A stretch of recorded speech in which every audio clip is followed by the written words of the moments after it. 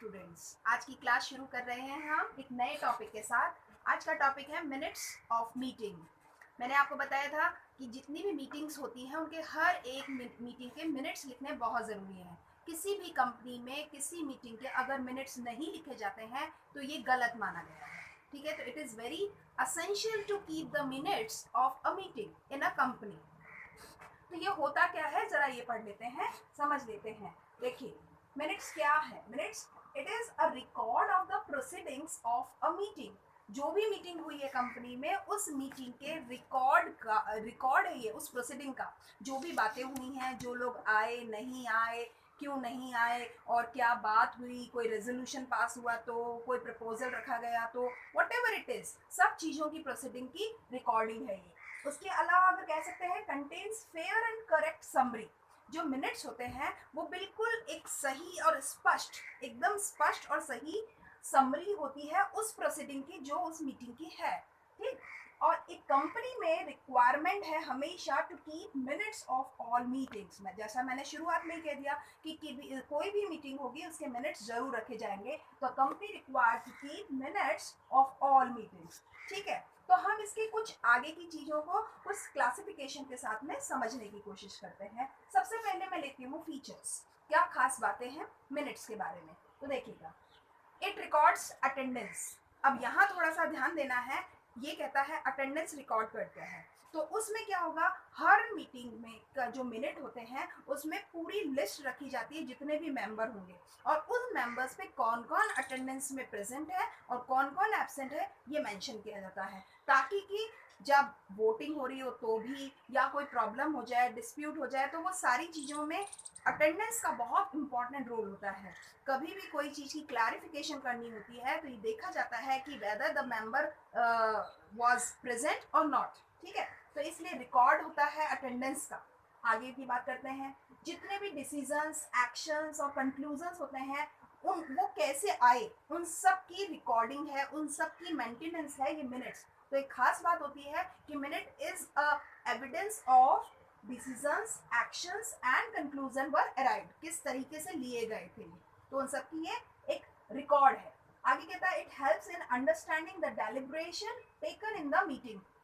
जितनी भी बातें हुई, जो खास खास बातें हुई, जो डेलिब्रेटिव्स हैं उन्होंने जितने भी डेलिब्रेशंस दिए हैं, यानी अपने सुझाव हो सकते हैं, अपने राय हो सकती है, अपनी अच्छी बातें हो सकती हैं, कोई ओपिनियन हो सकती है, उन सभी चीज़ों को समझने में सहायता देता है जो मीटिंग का मिनट्स है। आगे कहता है it should be effective and complete. ये खास बात है, ये इफेक्टिव भी होना चाहिए और कंप्लीट भी होना चाहिए। और इसका ये मतलब है कि कंप्लीट तो इस सेंस में कि कोई बात छूट ना जाए, और इफेक्टिव इस सेंस में कि जो भी बात हुई उसको वैसा का वैसा ही लिखना है। कोई ऐसा नहीं हो कि उस बात में तोड़ मरोड़ हो जाए, कहीं ऐसा ना उसका मीनिंग चेंज हो जाए। तो इफेक्टिव होना चाहिए और कंप्लीट होना चाहिए। ठीक है, तो ये तो मैंने बात करी फीचर्स की। अब थोड़ा सा आगे बढ़ते हैं, इस मीटिंग के जो मिनट्स होते हैं उनमें लिखा क्या क्या जाता है, कंटेंट क्या है, विषय सामग्री कहते हैं अपन इसे हिंदी में।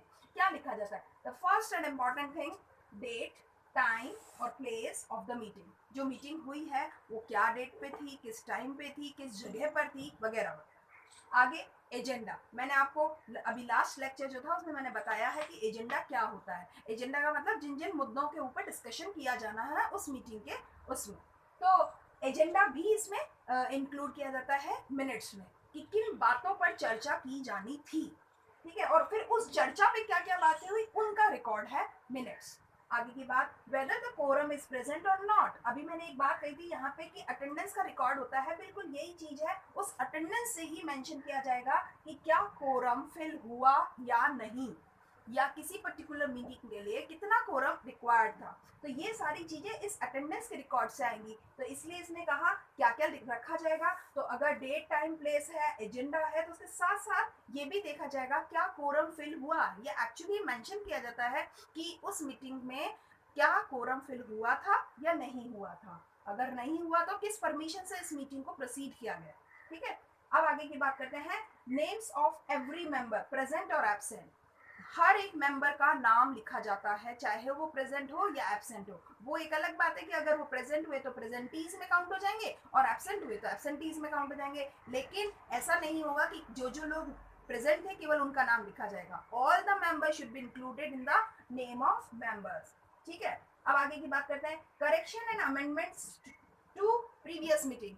एक बात आपको मैं बता दूं, जब भी मीटिंग के मिनट्स लिखे जाते हैं तो उसको अगले मीटिंग में मिनट्स को पढ़ा जाता है at the time of starting. जैसे ही मीटिंग स्टार्ट हो रही होती है तो स्टार्टिंग के टाइम पे पिछली मीटिंग के मिनट्स को पढ़ा जाता है।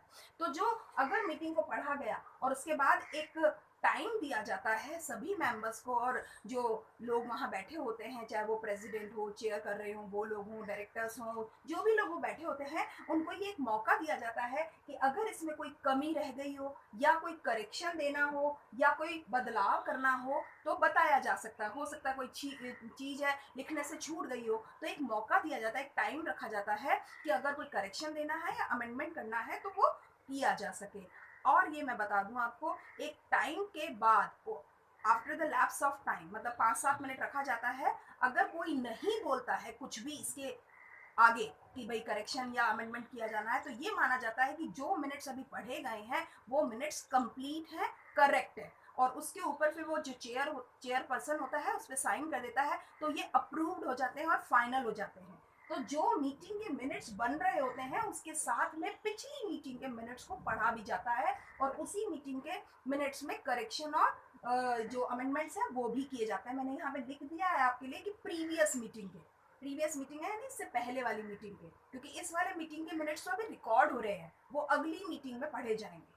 ठीक है, आगे की बात कहता है रेजोल्यूशन एंड मोशन पास्ड और रिजेक्टेड। देखो ये दो नए शब्द आप पढ़ रहे होंगे। रेजोल्यूशन तो बहुत बार आपने सुना है, दो तरीके से रेजोल्यूशन होता है, एक ऑर्डिनरी रेजोल्यूशन होता है, एक स्पेसिफिक रेजोल्यूशन होता है। हिंदी की बात कहूँ तो एक आम प्रस्ताव यानी साधारण प्रस्ताव होता है और एक होता है विशेष प्रस्ताव। ठीक है, किसी भी काम को करने के लिए जो प्रस्ताव पारित किए जाते हैं उनको कहते हैं रेजोल्यूशन। लेकिन एक बात बताइए, प्रस्ताव कैसे बनेगा? प्रस्ताव से पहले होता है मोशन। मोशन को हिंदी में कहते हैं सुझाव। एक बात हमेशा याद रखो कि पहले सजेशन दिया जाता है, वैसे तो हम आम भाषा में बोलते हैं सजेशन इंग्लिश में, लेकिन कंपनी लॉ में उसे मोशन कहा गया है। तो फर्स्टली मोशन आता है, अपीयर करता है, उसके ऊपर कंसेंट आती है यानी स्वीकृति आती है। जब मोशन और कंसेंट मिल जाते हैं, जुड़ जाते हैं, तो वो रेजोल्यूशन बन जाता है।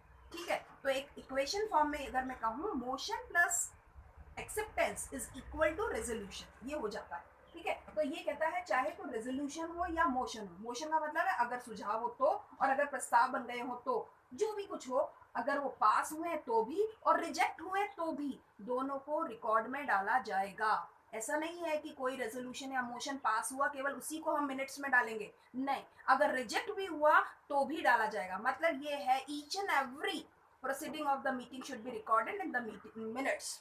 क्लियर? अब आगे की बात करते हैं। तो ये मेरे ख्याल से आपको ये पॉइंट समझ में आ गया होगा कि रेजोल्यूशन और मोशन क्या होता है, और वो पास और रिजेक्ट कुछ भी हुआ हो इट शुड बी रिकॉर्डेड। ठीक है, अब आगे की बात करते हैं types of voting and outcome of vote.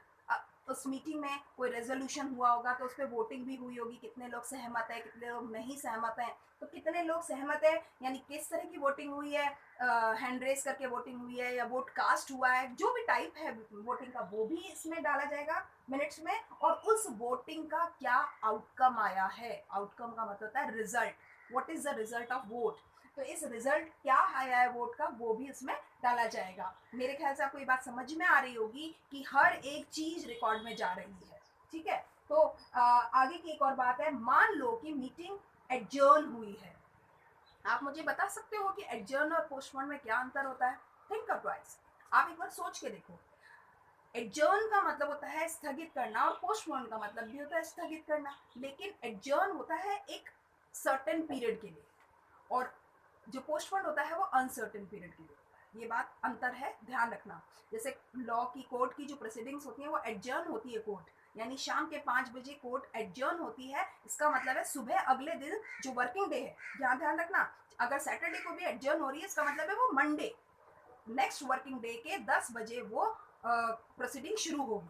ठीक है, तो इसको तो बोलते हैं एडजर्न, क्योंकि वो निश्चित है समय कि कब प्रोसीडिंग स्टार्ट होगी। लेकिन अगर पोस्टपोन होती है तो हमें नहीं मालूम कि अभी ये जो स्थगित हो रही है कार्यवाही वो अगली बार कब स्टार्ट होगी। तो इन दोनों में थोड़ा सा अंतर होता है। तो यहाँ पे मैं आपको बता रही हूँ, मान लेते हैं कि वो मीटिंग, जिस मीटिंग के मिनट्स बन रहे हैं, वो मीटिंग एडजर्न हो जाती है।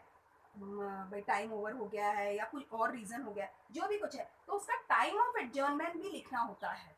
कब एडजर्न हुई, क्यों एडजर्न हुई, कब वापस से शुरू होगी, ये सारी चीज़ें इसमें मेंशन करनी होती है। तो इस तरह की मैंने बातें आपको बताई हैं कि ये कंटेंट है, ठीक है। अब इसके आगे थोड़ा सा बढ़ती हूँ कि मैं बताना चाहती हूँ कि एक मीटिंग के जो मिनट्स होते हैं उनको मेंटेन कैसे किया जाता है। कुछ एक बातें हैं मैं आपको वैसे बता देती हूँ। देखो, जैसे जिस भी मीटिंग के मिनट्स को रिकॉर्ड किया जा रहा है उसके टाइप्स क्लासिफाई किए जाएंगे, एजीएम के हैं या ईजीएम के हैं। मैंने पहले भी बताया एजीएम का मतलब है एवरेज जनरल मीटिंग, या ईजीएम का मतलब है एक्स्ट्रा ऑर्डिनरी जनरल मीटिंग। जिस मीटिंग के मिनट्स है उनका रिकॉर्ड अलग अलग होगा, रजिस्टर अलग अलग होता है, मिनट्स का रजिस्टर होता है, क्लियरली बता दूं मैं आपको। तो ये कहता है उसी बुक में मेंटेन किए जाएंगे जिस टाइप की वो मीटिंग हुई थी, एजीएम के एजीएम वाले मिनट्स रजिस्टर में और ईजीएम के ईजीएम वाले में, या कोई और मीटिंग है तो उसमें। आगे की बात करता है, कभी भी मीटिंग के मिनट्स को पेस्ट नहीं किया जाता, ये ध्यान रख लेना।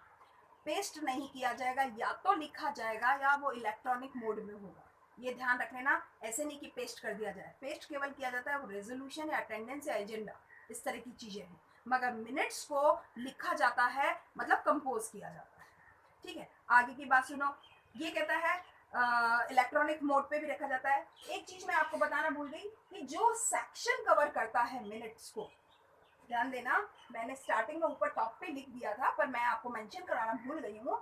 तो जो एक्ट हमारा 2013 है, कंपनीज एक्ट 2013, उसका सेक्शन 118, सेक्शन 118 2013 के अधिनियम का, ये हमारे मिनट्स को बताता है। और मिनट्स को बताता है, वो सारी चीज़ें, वो लीगल प्रोविजंस को वो कवर करता है कि क्या क्या चीज़ें होंगी। जो मैंने सारी चीज़ें आपको बताई हैं, all are covered in section 118, ठीक है। तो आप अगर ये थोड़ा सा याद रख सको तो ज़रूर से याद रख लेना, और मेंशन जरूर करके आना, और हाईलाइट जरूर करना अपनी अच्छी अच्छी बातों को। आपको पता होना चाहिए आपके आंसर में ताकत कौन कौन सी जगह पे है, तो उसको जरूर हाईलाइट करना चाहिए, उसे एक रनिंग मैटर में नहीं लिखना चाहिए, ठीक है। तो ये सेक्शन लिखना, और इस सेक्शन में ही सारी चीजें चल रही है। अगर आप देखोगे, मैंने यहाँ पे इसे फीचर कहा, इसको मैंने कंटेंट कहा, अब मैं आपको मेंटेनेंस बता रही हूँ। तो ये थोड़ी सी चीजें हैं जिनको हेडिंग्स के साथ में अगर आप लिखोगे और फिर चाहे पॉइंट्स लिखिए, तो एक अच्छा इंप्रेशन पड़ता है, आंसर अच्छा बन जाता है, ठीक है। तो अब मेंटेनेंस में मैंने आपको जैसे बताया कि जो भी लीगल प्रोविजंस होंगे उसके अकॉर्डिंग ही मिनट्स रखे जाएंगे, लिखे जाएंगे। उसके बाद मैं आपको बताती हूँ, ये कहता है कि जो भी मिनट बुक है उसको कॉन्सिक्यूटिवली नंबर्ड होने चाहिए। उसमें कॉन्सिक्यूटिवली मतलब पता है, बिल्कुल उसके ठीक नेक्स्ट कॉन्सिक्यूटिव होना चाहिए, ठीक है।